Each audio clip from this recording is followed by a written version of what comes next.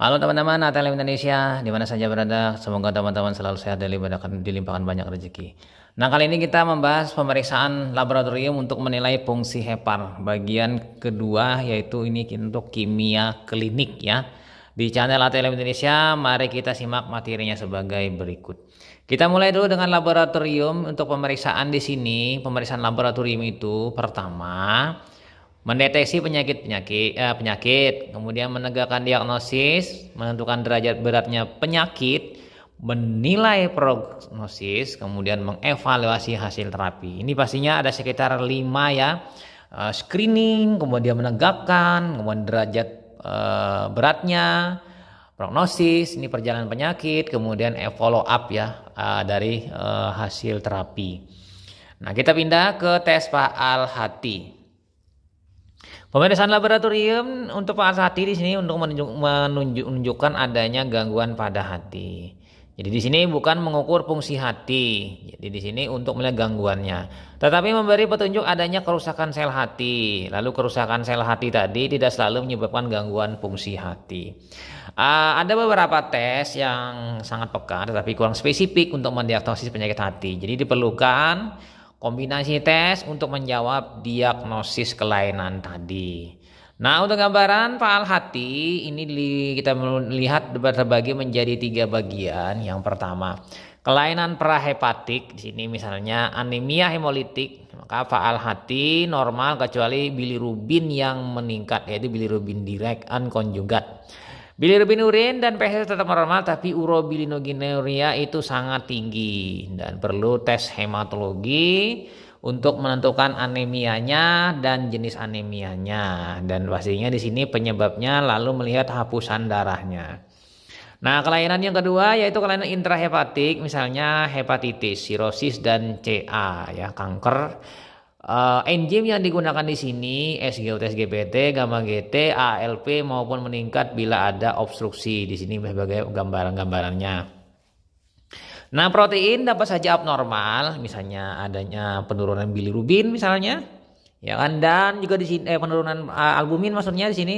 Sementara bilirubin itu bervariasi, bisa meningkat, bisa meningkat sekali atau normal ya, mungkin meningkat sedikit. Tergantung nanti kasusnya, apakah itu kasusnya non ikterik atau ikterik. Sementara yang ketiga kelainan poshepatik, ini karena obstruktif di sini sumbatan. Karena batu empedu ada tumor, kemudian bilirubin konjuga dan ALP ini meningkat karena tersumbat dia ya.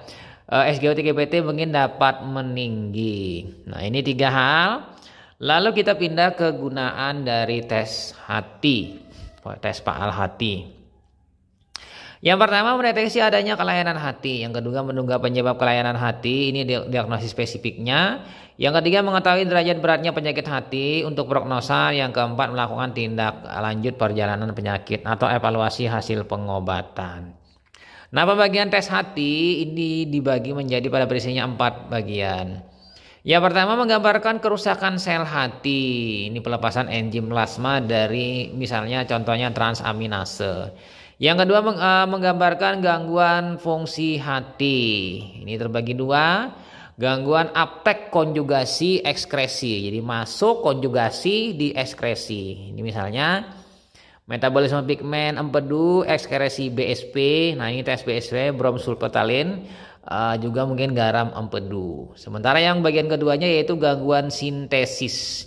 Albumin ini terganggu sintesis, maka albumin akan mengalami penurunan. Juga nanti faktor koagulasi mungkin akan memanjang nanti ya, APTTPT.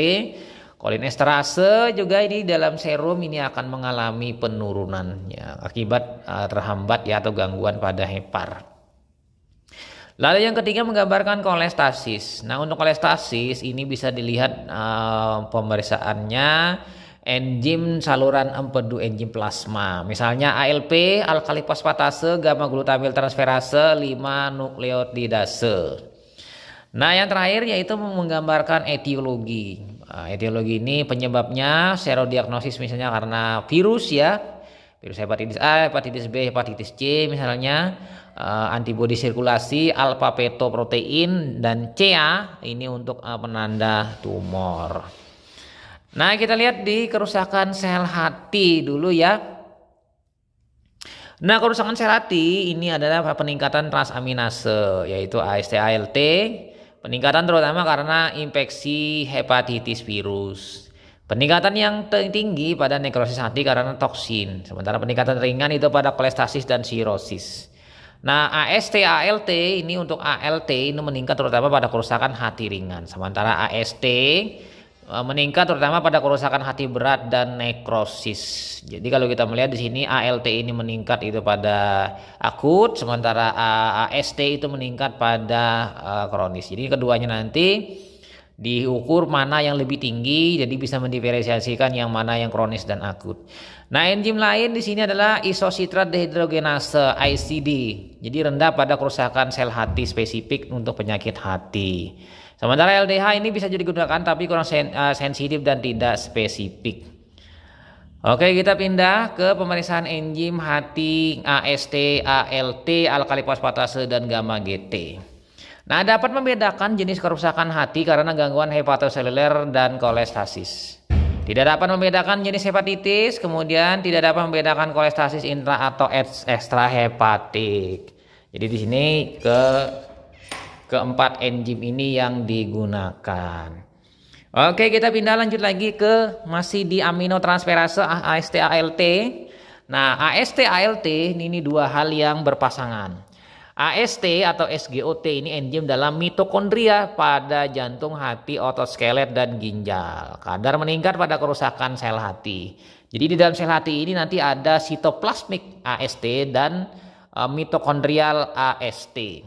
Sementara GPT atau ALT ini enzim yang dalam sitosol atau sitoplasma terbanyak pada hati.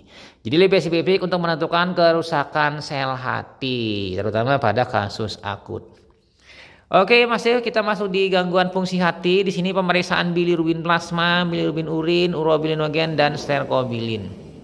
Nah, hal yang pertama yaitu satu, peningkatan bilirubin on konjugat. Nah, ini bilirubin indirect itu pada kasus hemolisis, gangguan aptek, kemudian gangguan konjugasi, sehingga tidak membentuk bilirubin direct atau bilirubin yang dikonjugasi dengan asam glukuronat. Nah, yang kedua, sebagian besar kasus jaundice icterus ya, dua fraksi bilirubin meningkat. Pada kasus kolestasi bilirubin konjugat yang lebih meningkat karena di sini terbendung ya. Nah, jadi lebih banyak kasusnya di kasus hepatik dan post hepatik. Nah, yang ketiga bilirubin urin. Peningkatan bilirubin konjugat dalam darah ini selalu patologis. Ini ditemukan nanti bilirubin dalam urin. Ya kan, karena terfiltrasi oleh ginjal. Nah, yang keempat peningkatan urobilinogen dalam urin. Pigmen empedu itu banyak di usus dan direabsorpsi, misalnya hemolisis. Pigmen empedu itu normal dengan kerusakan hati dan gagal mengekskresi urobilinogen, misalnya pada penyakit hepatitis. Nah, nomor 5, urobilinogen urin itu negatif atau tidak ada. Ini karena pada kasus kolestasis total. Sementara pigmen empedu pada tinja, pada feses itu tidak ada pada kolestasis. Atau karena steatoroe. Di sini adalah dengan kondisi berak lemak. Lanjut, kita pindah dari sini, kita pindah ke bilirubin. Nah, bilirubin ini terjadi peningkatan kadar bilirubin direct disertai dengan peningkatan enzim hati. Misalnya pada kasus kolestasis dan penyakit hepatoseluler. Peningkatan kadar bilirubin tanpa disertai peningkatan kadar enzim hati ini bisa saja terjadi pada kondisi dua hal, yaitu hemolisis dan penyakit familial. Oke ya, kita pindah lagi masih di kelainan hati dan mengenai bilirubin yang tinggi icterus. Ini adalah skemanya. Icterus atau hiperbilirubinemia serum bila bilirubin di atasnya lebih dari 2 mg per dl. Ini ada saja mungkin ada yang tipe unconjugate bilirubin di indirect itu 80% itu ditemui bisa saja, dan konjugat bilirubin direct ya yang sudah dikonjugasi. Nah, untuk kasus prehepatik itu karena tipe unconjugatnya yang tinggi. Prehepatik bilirubin overproduction misalnya pada anemia hemolitik. Sementara pada kasus hepatik ini karena disturbance of conjugate dan uptake. Jadi terlalu banyak masuknya atau produksinya bilirubin. Sementara yang pada kasus konjugat bilirubin ini pada kasus hepatik karena hepatoseluler yang terganggu ya bisa saja, dan kolestasis intrahepatal ya kan. Sementara pada poshepatik ini karena extra hepatal obstruksi, misalnya sumbatan pada saluran empedu. Nah ini kira-kira cara memecah atau mencari penyebab gangguan ikterus karena peningkatan dari bilirubin. Nah untuk patofisiologinya icterus hemolyticus ini disebabkan oleh pecahnya eritrosit atau destruksi eritrosit yang meningkat. Anemia hemolitik ya, entah mungkin karena perbedaan dari resus atau mungkin karena faktor golongan darah yang berbeda atau juga mungkin hal lain, misalnya infeksi Plasmodium falciparum misalnya, atau talasemia misalnya, atau dengan pasien dengan sel sabit. Nah bilirubin indirect dalam serum itu akan meningkat, ya kan? Bilirubin ini akan meningkat sehingga di sini bilirubin directnya juga meningkat di sini di intestinal. Maka di sini dengan skema ini kita bisa melihat bahwa terjadi peningkatan nanti urobilinogen dan serkobilin dalam feses. Sementara di perna porta yang melewati hepar ke sirkulasi, maka akan dilakukan proses filtrasi ginjal sehingga urobilinogen yang tadi meningkat tadi maka akan ditemukan di dalam urin. Positifnya meningkat ya. Jadi orang dengan ini maka tinggi atau positif urobilinogen, ya kan? Lalu kita lanjut lagi ya teman-teman, di sini hasil pemeriksaan laboratorium pada icterus hemolitik. Nah ini hasil laboratoriumnya berupa icterus, bilirubin indirect meningkat, urin berwarna gelap karena urobilinogen urin sangat meningkat ya, positif 3. Sementara feses berwarna gelap, sterkobilinogen urin positif 3. Ini karena produksinya yang sangat meningkat. Bilirubin urin positif dan jarang ini terjadi pada orang dewasa. Nah untuk patofisiologi tipe unconjugate hepatobilirubinemia ini bisa kita melihat pada skema ini, gangguan uptake dan konjugat dari bilirubin pada kasus intrahepatik. Bilirubin indirect dalam serum itu meningkat sehingga di sini bilirubin direct ya rendah ya. Nah dari sini kita melihat urobilinogen dalam urin dan feses juga menurun atau rendah. Ini sebagai skemanya sebagai berikut. Nah, kita pindah masih di unconjugate hiperhepatik bilirubinemia, hiperciperian di sini. Ini ditemukan pada kasus-kasus sebagai berikut. Pertama, sindrom Gilbert. Ini karena genetik gangguan transport bilirubin ke dalam hati, atau mungkin pada Strickler-Nazar syndrome. Ini karena defisiensi enzim glucuronil transferase. Enzimnya yang mengkonjugasi ini rendah sehingga tubuh tidak mampu mengubah bilirubin indirect menjadi bilirubin direct. Atau mungkin pada neonatal karena fungsi enzim glucuronilnya transferasenya belum sempurna karena dia masih dalam hal baru saja dilahirkan sehingga tidak fungsinya untuk mensintesis glucuronil transferasenya belum optimal. Atau pada Lucey-Driscoll syndrome ini karena kasus genetik gangguan proses konjugasi. Oke, masih kita di hasil pemeriksaan laboratorium pada unconjugate hepatic hyperbilirubinemia. Ini icterus ya yang terjadi, bilirubin indirect meningkat, urobilinogen urin menurun kadarnya, urin berwarna kuning pucat. Ini berarti kan menurun ya, rendah. Kemudian sterkobilinogen feses menurun kadarnya, feses berwarna kuning pucat ya, semungkin seperti lem ya, lem yang berwarna putih. Bilirubin urin ini negatif. Nah, kita pindah ke poshepatic hyperbilirubinemia yang direct extra hepatal obstruction icterus. Nah, untuk etiologi teman-teman bisa melihat di sini, misalnya pada kasus kanker pankreatitis litiasis. Nah untuk patofisiologi 1 yaitu bilirubin tidak dapat masuk ke intestin. Nah karena hal pertama sumbatan parsial, sebagian atau separoh Tapi di sini hasilnya urobilinogen urin positif, urobilinogen feses positif. Sementara sumbatan total ini adalah urobilinogen urin negatif, urobilinogen feses negatif. Jadi beda ya, yang parsial dengan yang total ini positif dan negatif ya perbedaannya. Nah, kita masih di poshepatic hiperbilirubinemia direct extra hepatal obstruction icterus.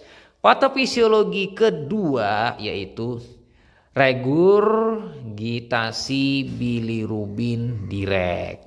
Nah, ini adalah peningkatan tekanan pada saluran empedu. Karena apa? Permeabilitas di sana meningkat. Sehingga terjadi kebocoran bilirubin direct ke dalam sirkulasi darah. Ya kan? Pastinya di sini untuk penyebab ya dari poshepatic hiperbilirubinemia. Nah, untuk hasil laboratorium untuk pemeriksaannya poshepatic hiperbilirubinemia direct extra hepatal obstruction icterus adalah sebagai berikut kira-kira. Nah, dari kelainan klinis di sini ada obstruksi total, ada yang partial obstruksi. Jadi icterus plus peningkatan bilirubin direct. Jadi untuk total itu adalah tinggi sekali, parsial tinggi. Sementara urobilinogen feses itu negatif pada total, yang parsial masih positif. Urobilinogen di urin juga berbeda, di total negatif, di parsial positif. Bilirubin urin sama-sama positif. Nah, kita pindah ke konjugat hepatik hiperbilirubinemia. Di sini ada tipe kolestasis. Secara etiologi itu karena idiopatik hepatitis karena virus, kemudian karena obat. Penggunaan obat karena misalnya obat largactil, arsen organik, metil testosteron. Sementara patofisiologinya yaitu hiperbilirubinemia extra hepatal direct.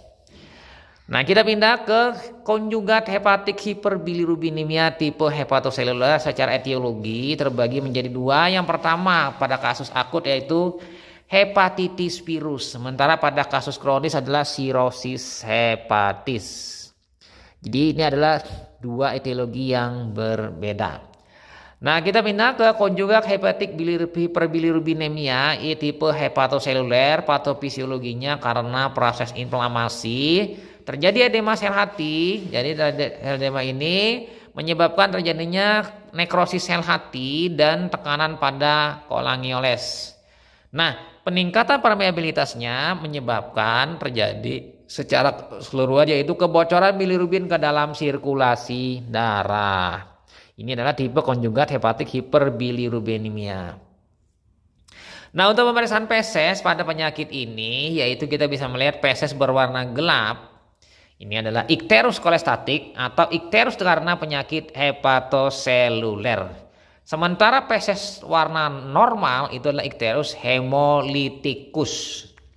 Nah, feses berwarna pucat ini karena terjadi defisiensi enzim glucuronil transferase, enzim yang mengkonjugasi bilirubin dengan asam glukuronat. Jadi ini adalah hal-hal yang terkait dengan pemeriksaan feses pada penyakit hati.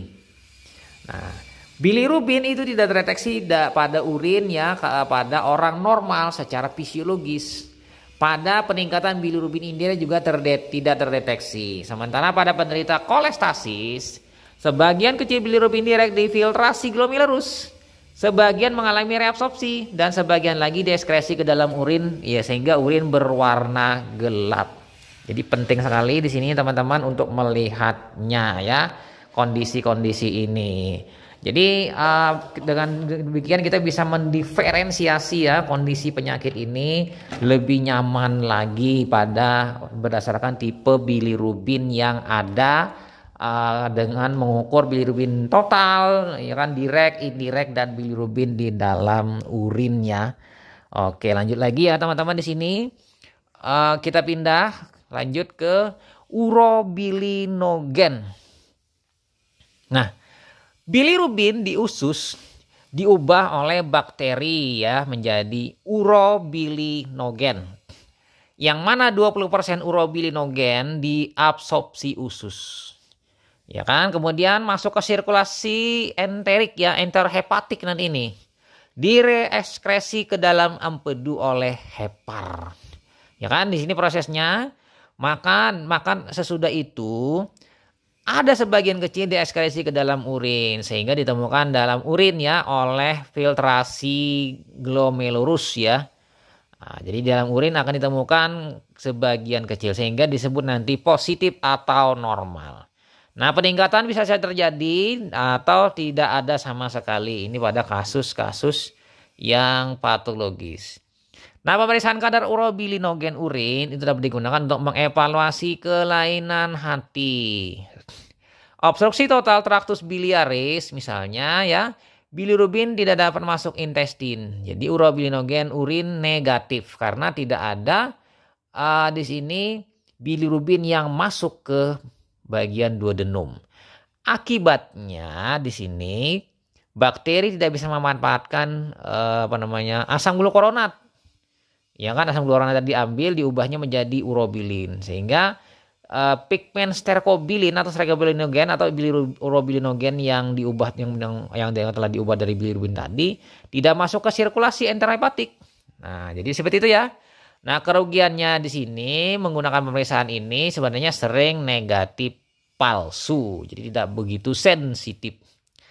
Nah, kita pindah ke pemeriksaan selanjutnya, retensi BSP ya untuk ujinya. Jadi di sini untuk ujinya dengan menyuntikkan BSP IV ya 5 mg per kilogram berat badan. Nah, dari sini kita bisa mendeteksi nanti retensinya setelah 45 menit.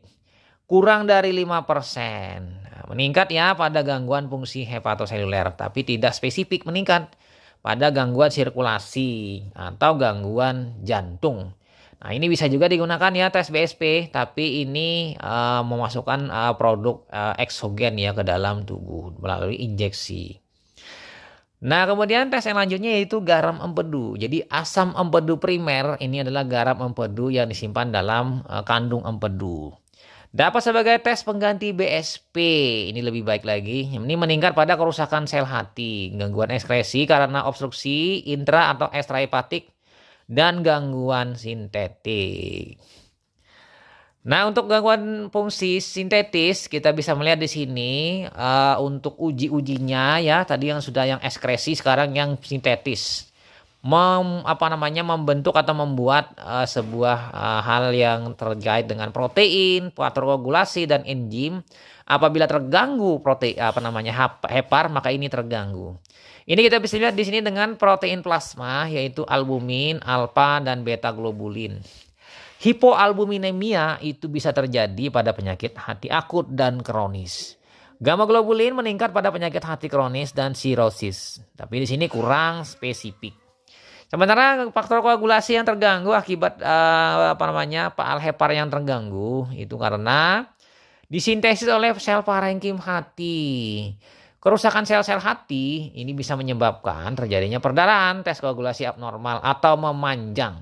Karena yang disintesis ini menurun atau rendah.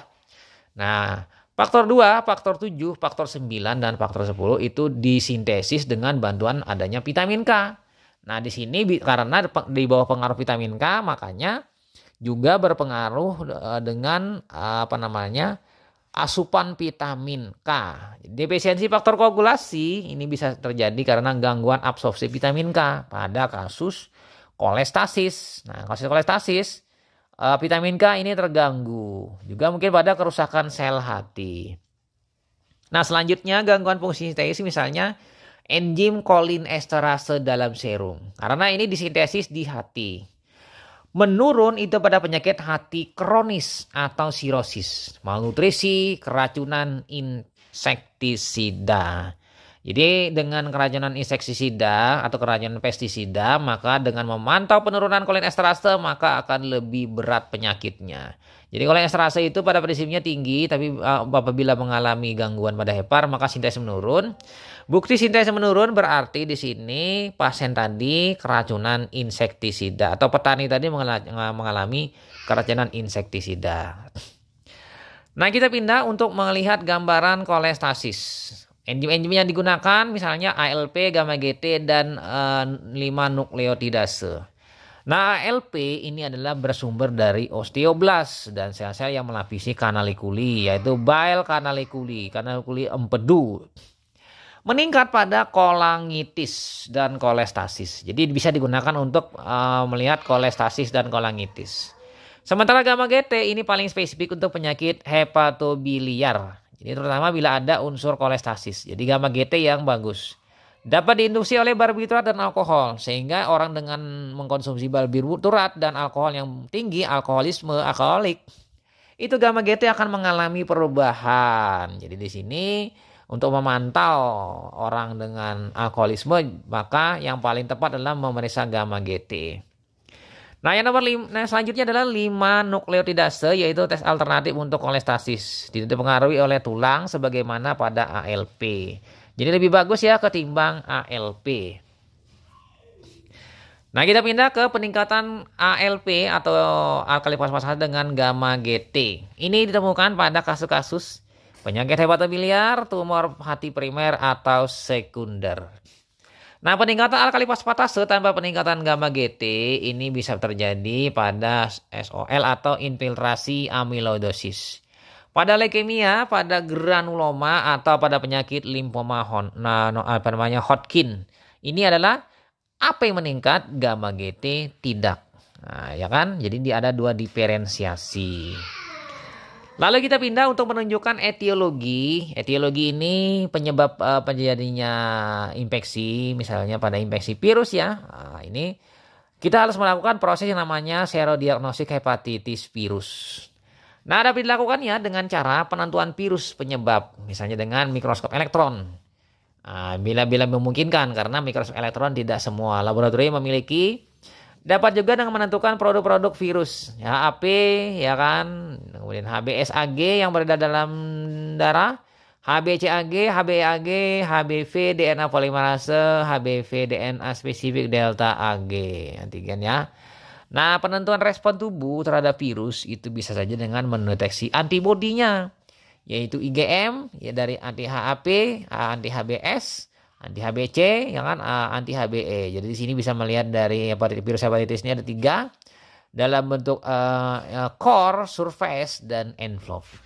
Yang mana kegunaannya di sini sebagai petanda serologik. Pertama, yang kedua diagnosis spesifik virus hepatitis, apakah dia tipe B atau C atau A.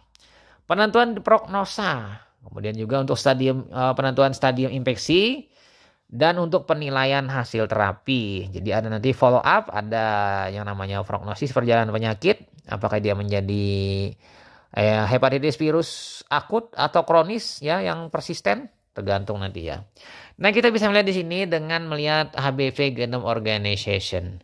Produk protein dalam virus hepatitis itu ada HBsAg, HBeAg, HBcAg, polimerase X protein. Nah, kita bisa melihat teman-teman menjadi circular double stranded DNA yang pada virus hepatitis B ya. Yang mana situ adalah surface di bagian permukaan.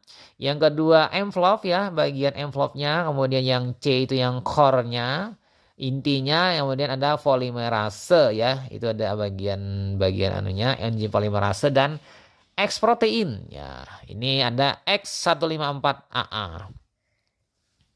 Nah, kita pindah ke hepatitis virus A infection typical serologic course. Berdasarkan di sini kita melihat pada infeksi virus hepatitis A, ya kan, yang mana kira-kira yang lebih dahulu di sini. Di sini ada fecal HAV. Jadi dalam feses itu hepatitis virus A-nya tinggi, simptom gejalanya ada, maka di situ yang terlihat adalah ALT dulu yang meningkat. Nanti ada hal yang lain, yaitu kita mengukur total anti HAP atau bisa mengukur dengan IgM anti HAP. Ini berdasarkan waktu yang berlalu, berdasarkan month after exposure. Jadi kita melihat berdasarkan bulannya pada saat proses infeksinya. Kita pindah ke hepatitis B. Hepatitis B di sini ada marker, ada signifikansnya. Jadi markernya HBsAg sebagai akut atau kronis hepatitis karier. Nah, di sini. Sementara IgM dari HBC ini untuk mengetahui akut hepatitis B high titer atau kronik hepatitis B low titer. Sementara IgG anti HBC ini yang lanjutan dari mu ya ke gamma. Post exposure to hepatitis B with negative HBsAg. Jadi di sini untuk melihat setelah terpapar virus hepatitis B dengan HBsAg-nya tidak terdeteksi. Jadi harus menggunakan anti HBC IgG. Atau pada kronik hepatitis B dengan positif HBsAg. Jadi untuk mengetahui nanti core-nya dengan cara mengetahui anti HBC IgG. Sementara anti HBs ini adalah bukti sebagai imunitas kekebalannya terhadap virus hepatitis B, antibodinya. HBsAg ini misalnya pada akut hepatitis B bisa digunakan persistent main continuous infection state. Dia di sini bisa digunakan sebagai bukti replikasi virus sebagai persisten ya, hepatitis virus yang menetap, yang mana terus terjadi infeksi ya berdasarkan pada hal-hal yang terkait dengan hati, sehingga pasiennya akan mengalami gangguan atau penurunan yang karena infeksinya yang lama ya, terus menerus. Sementara anti HBe ini adalah konvalesen pada saat proses penyembuhan dan continuous infection state. Kita tinggal melihat dengan adanya memeriksa anti HBe. Nah, untuk itu kita lanjut ke interpretasi hasil pemeriksaan. Nah, ada penanda serologi yang dilihat di sini, ada interpretasi. HBsAg tidak pernah terinfeksi, ketiga-tiganya negatif, kemudian HBsAg positif, anti HBC-nya negatif, anti HBs negatif. Ini adalah infeksi akut dini masa setelah vaksinasi sampai 18 hari. Nah, ini ya bisa juga terjadi. Yang kedua, HBsAg negatif, anti HBC-nya positif, total ya anti HBs negatif, itu kesembuhan infeksi akut. Sementara HBsAg negatif, positif anti HBC dan anti HBs itu dahulu pernah terinfeksi dan sudah imun, berarti dia sembuh ya. Sementara HBsAg positif, total anti HBC positif, anti HBs negatif, ini adalah infeksi kronis, lamanya infeksinya. Nah, HBsAg positif, anti HBC totalnya itu positif, anti HBs-nya negatif. Ini adalah positif palsu, infeksi lampau, infeksi kronis, low level. Bisa juga transfer pasif dari ibu dengan HBsAg positif kepada bayinya. Jadi akan membentuk ya total anti HBC nanti positif. Nah, sementara HBsAg negatif, total HBC negatif, positif anti HBs, ini adalah bukti bahwa imun jika konsentrasinya di atas 10 mili per mililiter. Itu oke ya, tinggi titernya. Mungkin karena sudah di booster, kemudian bisa juga transfer pasif setelah pemberian hepatitis B imun globulin. Ya, ini sifatnya adalah pasif imun. Oke ya, kira-kira itu interpretasinya. Lalu kita pindah ke akut hepatitis B virus infection with recovery typical serologic course. Nah, pada gambar berikut ini kita bisa melihat titernya, ya kan? HBsAg itu meningkat ya. Jadi makanya HBsAg ideal untuk menyaring adanya infeksi virus hepatitis B. Karena di awal-awal sudah meningkat. Ya kan, mungkin juga nanti kemudian ditambah dengan nanti adanya HBsAg, anti HBe, lalu total anti HBC. Ya, untuk IgM anti HBC itu meningkat lalu menghilang di 32, digantikan dengan anti HBs. Ini week after exposure ya, setelah terpapar. Ini adalah kira-kira gambarannya. Sementara untuk progress to chronic hepatitis B virus infection typical serologic course, teman-teman di sini ada teman-teman bisa melihat berdasarkan titer di sini ya, HBsAg meningkat dan terus-terusan ada sampai selama berapa tahun ya. Dengan total anti HBC-nya juga tetap tinggi bersama-sama HBsAg. Sementara IgM anti HBC ini meningkat dan menurun ya di 36. Artinya di sini orang dengan infeksi yang menetap ya pada kronis hepatitis B virus. Seperti ini kira-kira gambaran dari HBsAg dan total anti HBC ya kan. Di situ ada tulisannya itu akut 6 bulan, kemudian kronis itu hingga bertahun-tahun. Oke ya, terakhir kita bahas yaitu alpha fetoprotein AFP. Nah, alpha fetoprotein ini normalnya di dalam serum fetus. Nah, positif pada kanker hepatoseluler primer, misalnya pada kasus hepatoma atau tumor pada sel germinal. Nah, positif sementara itu pada kasus hepatitis virus akut pada anak. Ini alpha fetoprotein. Sementara karsinoma embryonik antigen CA, ini bisa disingkat dengan CA. Ini produksi jaringan embrional, yaitu jaringan pada juga jaringan neoplastik sistem gastrointestinal. Jadi karsinom embryonic antigen CA ini positif pada hepatoma, ya kan? Nah, hepatoma di sini kanker ya di hepatoseluler, hepatitis kronik aktif bisa juga, kemudian sirosis alkohol, bisa juga pada CA, ya kan? Kolon metastatik. Di sini kanker ya, dan kanker pankreas. Jadi di sini nanti bisa memproduksi CA juga meningkat atau berlebihan. Oke, kira-kira itu sama saja teman-teman mengenai pemeriksaan laboratorium Palhepar. Semoga memberikan manfaat bagi teman-teman. Selamat belajar, sampai jumpa di video selanjutnya. Saya Ahmad Lai pamit. Bye.